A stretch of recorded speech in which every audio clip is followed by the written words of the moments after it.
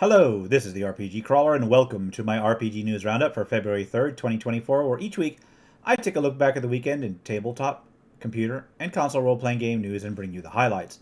My apologies for my absence last week and for how frazzled I may look this week. I had, and still have, a bit of a family health scare going on with my mother. With that, let's get right into computer and console role-playing game news. It appears as though the Embracer Group has laid off 97 people at the Eidos Montreal location. It apparently came at the same time of a cancellation of a as yet unannounced Deus Ex game, so it looks like that may be the end for that particular line of games for quite some time now, at least until the usual corporate restructure goes. It looks like the 2.0 update of Honkai Star Rail, the free-to-play RPG, is going to release on February 6th. Targeted for the PC, PlayStation 5, as well as mobile platforms, the update will include a number of optimizations and start a new story arc set in the Penacony realm. Dragon Quest Builders is getting a PC release. Set for release on February 13th, it'll include all of the additional content of the previous console versions, as well as the DLC and features originally exclusive to mobile platforms. Dragon Quest Builders is a sort of building/Minecraft style game set in Alfgard after the hero failed to defeat the Dragon Lord back in Dragon Quest I, originally released for the PlayStation consoles back in 2015.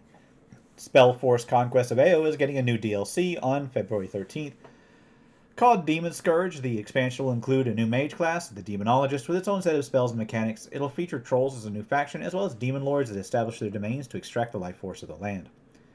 Witch Spring R is getting a new update. Set to update in February, it'll include new features such as a new hard and very hard difficulty modes, as well as set a new game plus feature. It'll also looks like the publishing agreement has expired, so Kiwi Walks will be taking over publishing themselves. There will eventually be a Nintendo Switch port, which we knew of, but now that additional console platforms will be worked on as well. The action RPG Dragon Ball Z Kakarot is getting a new DLC called Goku's Next Journey. It'll revolve around the 28th World Tournament, with Goku doing battle against a reincarnation of Majin Buu. Majin Buu? I'm not a Dragon Ball fan. It is set for release in February. Death of a Wish is set for release on March 11th. An action RPG, it'll be targeting the PC and the Nintendo Switch. Set in a nightmare world, it follows someone who has allies and who goes out to challenge the cult that raised him. There is a demo available. Classic Spiderweb software RPG GeneForge 2 is getting a new version released. GeneForge 2 Infestation is set to release on March 27th. Looks like they do remasters of these every so often, so it's interesting to see them slowly updating old games. Action RPG Stellar Blade will be getting its release on April 26th on the PlayStation 5. It has the protagonist Eve and her allies attempting to reclaim Earth from monsters. It'll have action combat with a focus on using special skills and evading attacks. Tokyo Xanadu EX Plus will have a release on the Switch in the West. Slated for the summer, it was initially a PS4 game. It looks like Hogwarts Legacy is getting some new content this summer, and that the PlayStation exclusive content will come to other platforms. Warhammer 40,000 Inquisitor Martyr looks like it's going to get a new DLC class to be available later this year.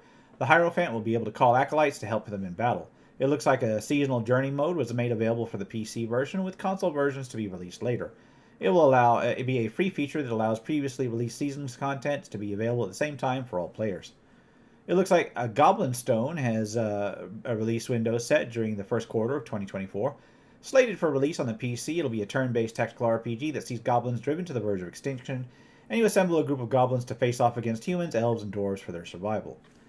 On towards actual releases, Grand Blue Fantasy Relink saw its release, an action JRPG. It lets you create a party and take on various quests and has both solo and co-op play.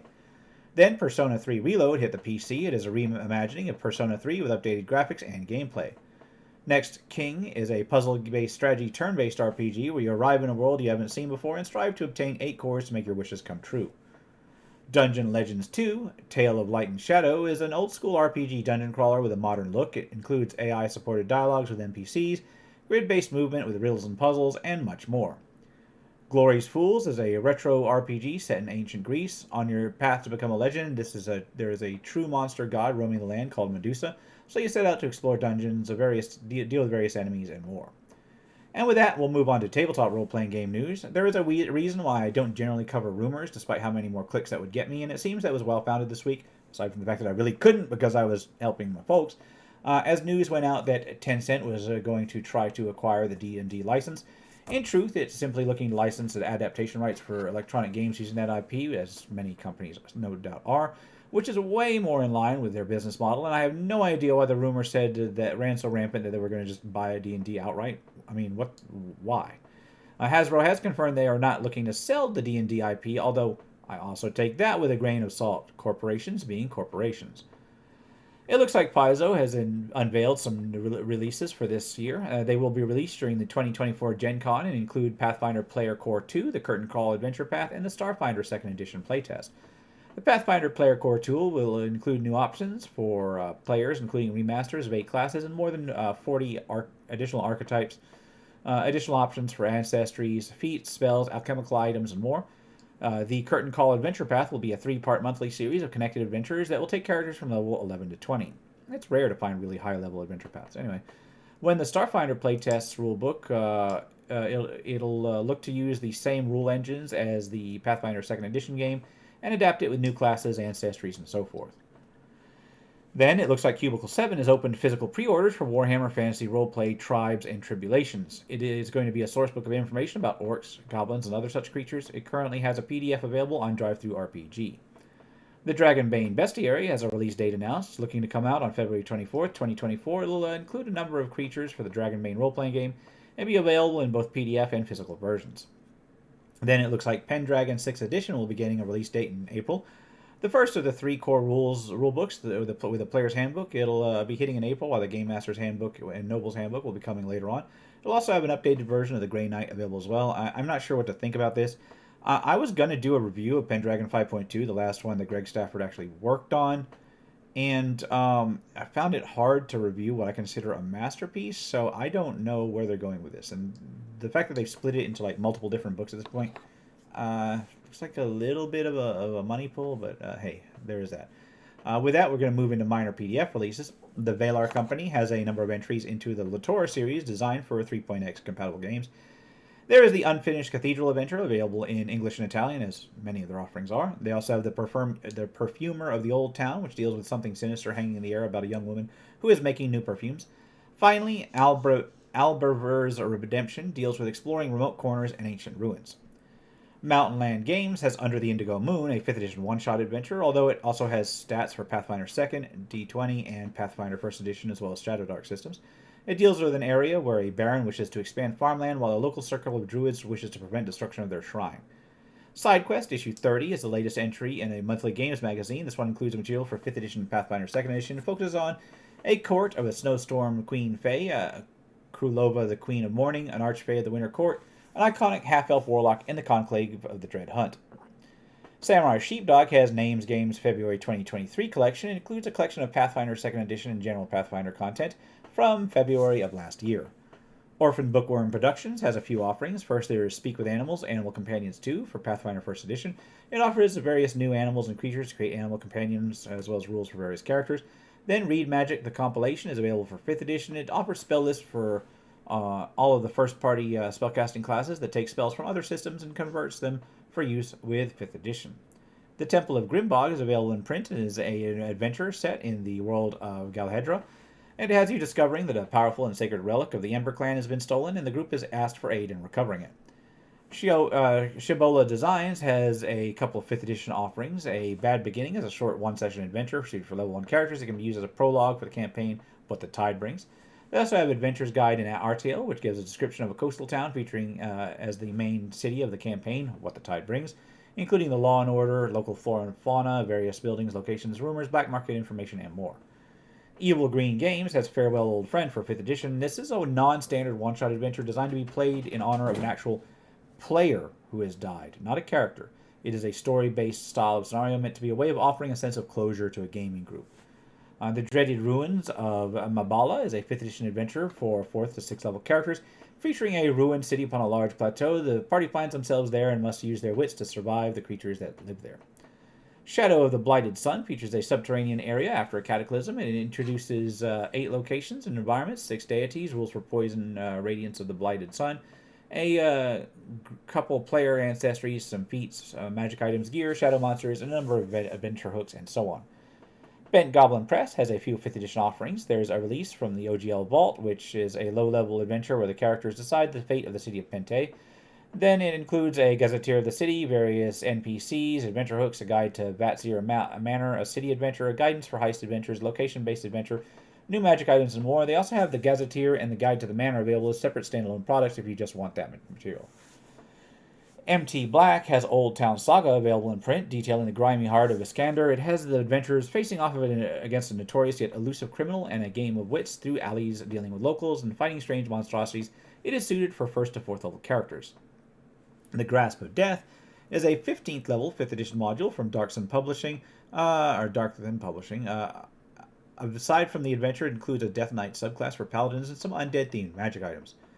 Frosthaven is a one-shot location for 5th edition from CZ RPG. It includes a ready-to-use location with 3 encounters, lower stat blocks, battle maps, and a region map. Wizard School of Unstable Magic is a subclass for 5th edition wizards. It includes wizards that use chaotic magic with a D100 table to represent unstable magic surges. So basically the wild mage, anyway. Gaming Brew has the Imaginary Friends subclass for bards. It features bards that talk and perform to themselves. The Shaman is a 5th edition compatible class inspired by the themes of World of Warcraft's Shaman. It includes 3 subclasses. Karmic's Epic Level Handbook offers epic level class options for 5th edition. It includes rules expansions, rules for all core classes up to level 25, mythic arts that will take a character up to level 30, various epic boons, epic level spells, divine ranks, and rules for a session, avatars, divine obligations, and more, rules for creating epic level monsters, and 3 epic boss encounters. Chronicle of Fiends includes a bestiary of adversaries, from undead warriors to ethereal spirits to demonic fiends set around the Erendor campaign setting. Execure has Tiny Tome of the Fireborn for 5th edition. It offers a selection of 8 new fire-related monsters in a variety of themes. There are scalable tables for most of the monsters for use in various levels of play. Forest Creature Pack from Arklands Online offers a mix of forest creatures, each with its own backstory, abilities, and challenges. It looks like it includes 4 different creatures. Gemstone Arcana from Gabriel Despint is a 5th edition supplement that focuses on the arcane uses of gemstones. It includes lists of gemstones, arcane properties, a mechanic for crafting magical gems, and various gemstone-related magic items. Planar Inc. Editions has a few offerings for Ars Mechanica, each one an NPC that can be used as a companion or foe. There is Sarah Frosthand, a level 10 sorceress, Derek Thar, a vampire, and Beacon Bear, a furry explorer companion. Blunderlings is an add-on for Little But Fierce, which itself is a streamlined version of 5th edition for children as young as 6.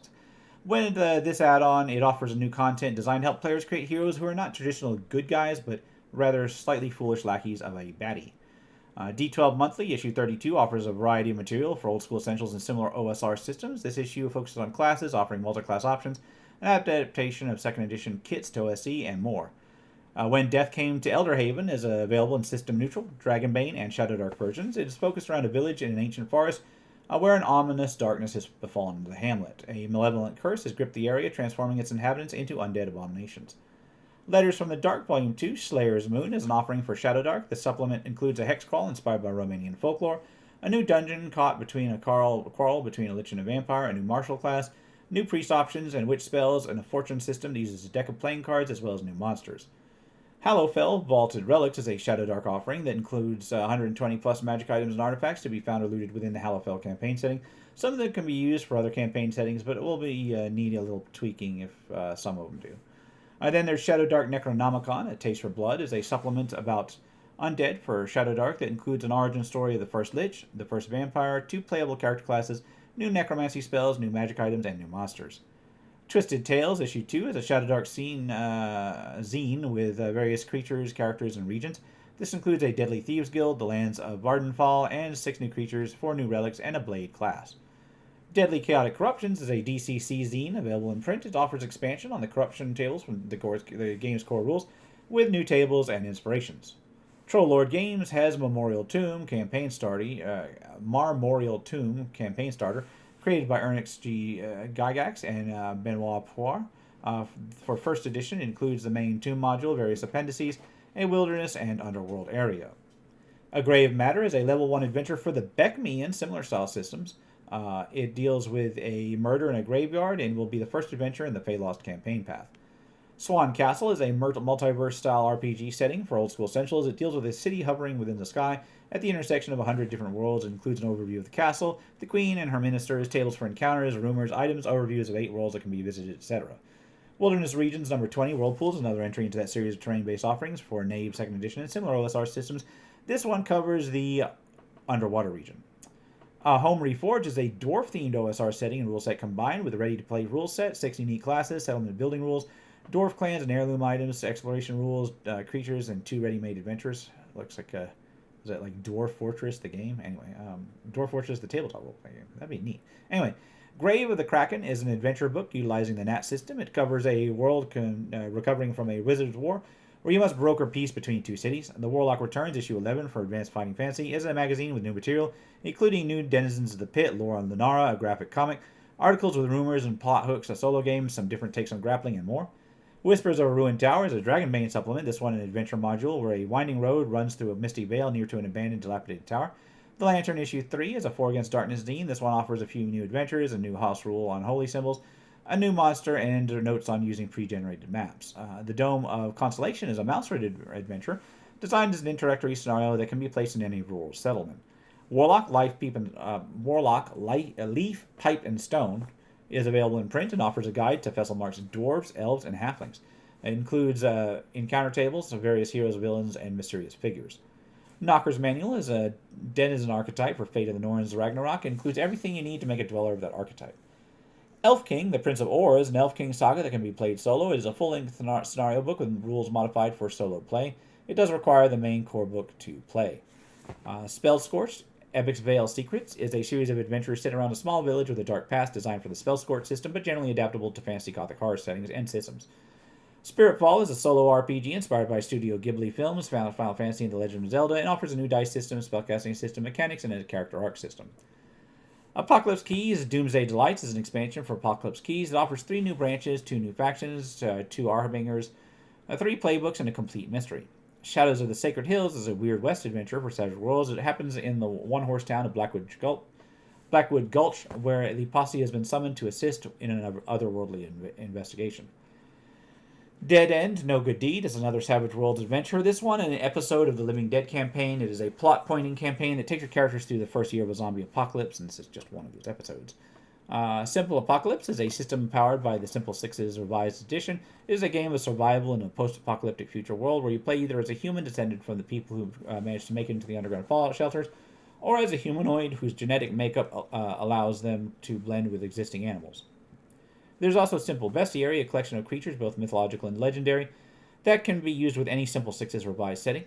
Pale Conjure for Cthulhu Eternal is a scenario set up in upstate New York, where sorcery may be involved behind a young professor's wife becoming ill. It is up to you to investigate. Then there's The Rise of Sathagua for the Fate of Cthulhu, as a timeline where the resistance agents seek to stop Sathagua, the Devourer, the mythic frog god, from arising. You must disrupt the 4 events that lead to his arrival. Quantum Black Bleeding Edges, available in print, adds magic to the Quantum Black system. New threats emerge, but magic offers new tools to fight them. It offers a new magic system, new character options, new horrors, conspiracies, organizations, and more. Tide Worlds of Mani is a sandbox adventure module for the Mothership sci-fi horror RPG. It deals with an ocean world with the only spit of land, houses a settlement in the shadow of a crashed colony ship. An interstellar megacorp has established contact with the rulers and scored a deal giving them full extraction rights to the planet's diamonds. Then there is This Will Not Save You. It offers psychic abilities for the Mothership sci-fi RPG. It details psychic sensitives, their abilities, the mechanics to support them, as well as a new threat. Welcome to the Splatter League is a sort of super-style game, but you're not a superhero. You're just basically someone that uses their superpowers at their own will. Array of Champions Game Master's Guide is a final core rulebook for the Array of Champions game system. It offers basic GM guides and system-specific advice, as well as hundreds of enchantments for building custom magic items.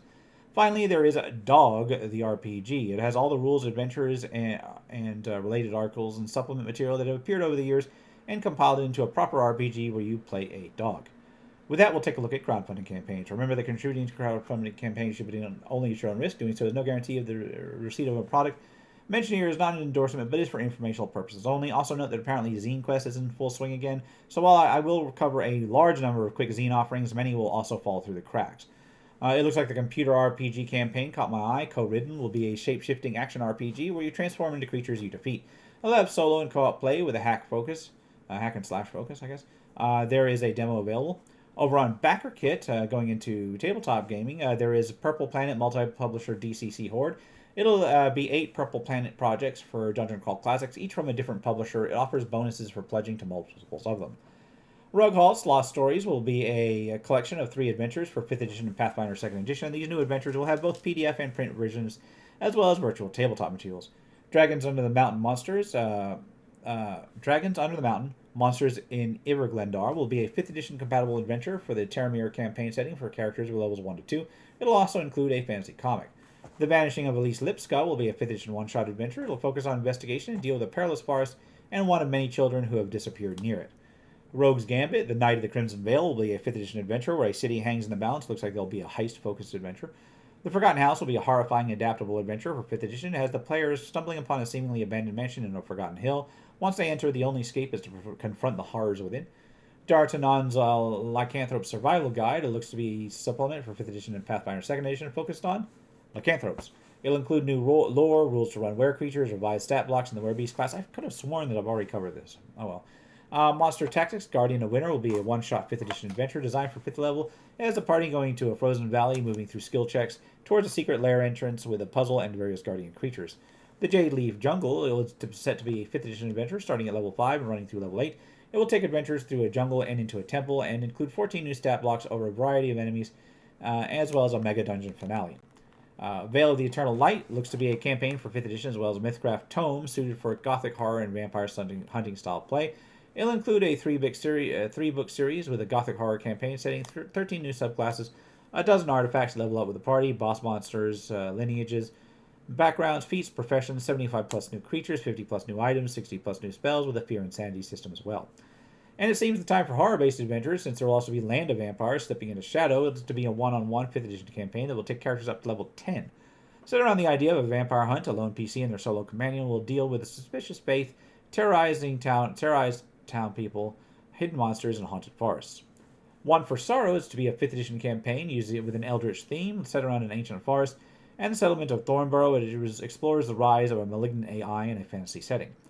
Skeleton Cemetery is going to be mostly STL files. Well, Skeletons in the Cemetery will also have a 5th edition D&D module with it. I generally don't cover these collections of miniatures, 3D print STLs, but occasionally I will if they have an adventure to support them. This is where there was more information on the adventure.